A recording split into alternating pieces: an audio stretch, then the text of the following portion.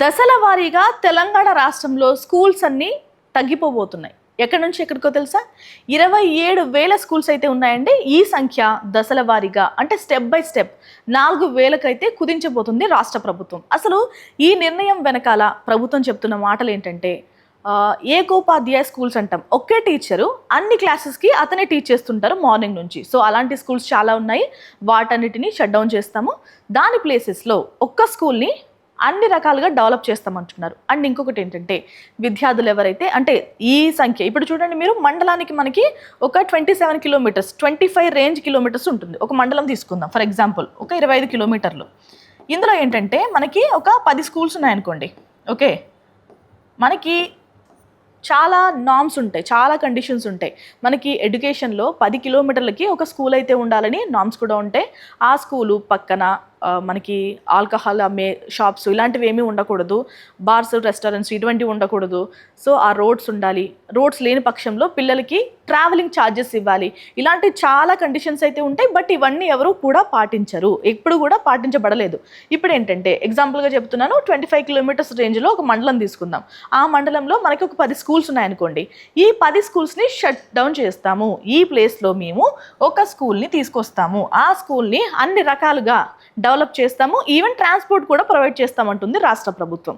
దీనివల్ల ఎంతమంది నష్టపోతారు, ఎంతమందికి బెనిఫిట్ అవుతుంది అనేది మీరే చెప్పాల్సిన విషయం. ఎందుకంటే దూర ప్రాంతాలకి గతంలో చూడండి, చాలా మన తాతలు ఆ టైంకి అమ్మాయిలు అసలు బయటకు వచ్చి చదువుకునేవారే కాదు. మన అమ్మల టైంకి చూడండి, కాస్త ఎంతో కొంత బయటకు వచ్చి చదువుకునేవారు. ఇప్పుడు మనం అందరూ కూడా చదువుకుంటున్నాం. బయాస్ అనేది ఎక్కడా లేదు. ఫీమేలా మేలా అన్న లెక్కే లేదు. కానీ కాస్త వెనక్కి వెళ్ళి చూస్తే అమ్మాయిలు అంత దూరం ట్రావెల్ చేయలేరు, అవన్నీ కొంచెం పాసిబుల్ కావు అన్న ఆస్పెక్ట్లో ఆలోచించేవారు. సో మళ్ళీ ఇవన్నీ షట్ డౌన్ చేస్తే ఆ రేడియస్ తగ్గిస్తూ ఉంటే అమ్మాయిలు బయటకు వచ్చి చదువుకుంటారా? పాసిబుల్ అవుతుందా? ఇదొకటి ఆలోచించాల్సిన విషయం. ఓకేనా? ఇంకా ట్రాన్స్పోర్ట్ ప్రొవైడ్ చేస్తామంటున్నారు. ప్రొవైడ్ చేయకపోతే పరిస్థితి ఏంటి? అండ్ ట్రావెలింగ్ ఛార్జెస్ ఇస్తామంటున్నారు. ఇవ్వకపోతే పరిస్థితి ఏంటి? ఎందుకంటే గవర్నమెంట్ స్కూల్స్లో చదువుకునే పిల్లల తల్లిదండ్రుల స్తోమత, ఆర్థిక స్తోమత అనేది చాలా తక్కువ ఉంటుంది. ఓకే, అందరినీ అనట్లేదు, బట్ ఎక్కడో దగ్గర అయితే ఉంటారు కదా. ఎందుకంటే ఒకరు కూడా నష్టపోకుండా ఉండాలంటే ప్రభుత్వం వేరే రకమైన ఆలోచనలు కూడా చేయాల్సిన అవసరం ఉంటుంది. ఈ రేడియస్ని తగ్గిస్తారా, లేదంటే ఒకటికి బదులు 4 స్కూల్స్ పెడతారనేది ఆలోచించాలి ఎవరు నష్టపోకుండా ఉండాలంటే.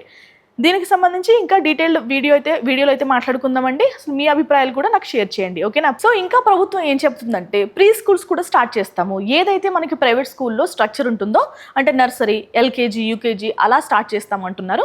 అండ్ ఇంకొకటి మనకి చూసాం, uniforms blue colour, white colour ఉన్నప్పుడు ఎలా ఉంది, మళ్ళీ యూనిఫామ్స్ చేంజ్ చేసినప్పుడు పరిస్థితి ఎలా ఉంది, ఇవన్నీ కూడా మీరు ఆలోచించుకోవాలి. అండ్ ఇంకొకటి ఏంటంటే, మేము బ్రేక్ఫాస్ట్ కూడా ప్రొవైడ్ చేస్తాము, ట్యూటర్స్ని కూడా పెడతామంటున్నారు. ఈవినింగ్ క్లాసెస్లో మనకి లంచ్ కూడా ప్రొవైడ్ చేస్తారు, మీ అందరికీ తెలుసు.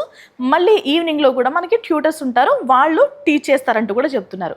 సో ఇంకా చాలా రకరకాల ప్రోగ్రామ్స్ అయితే ప్లాన్ చేస్తుంది ప్రభుత్వం. ఇవన్నీ సక్సెస్ అవుతాయా అన్నదే క్వశ్చన్. సో మీ అభిప్రాయం ఏంటో కూడా తెలియజేయండి.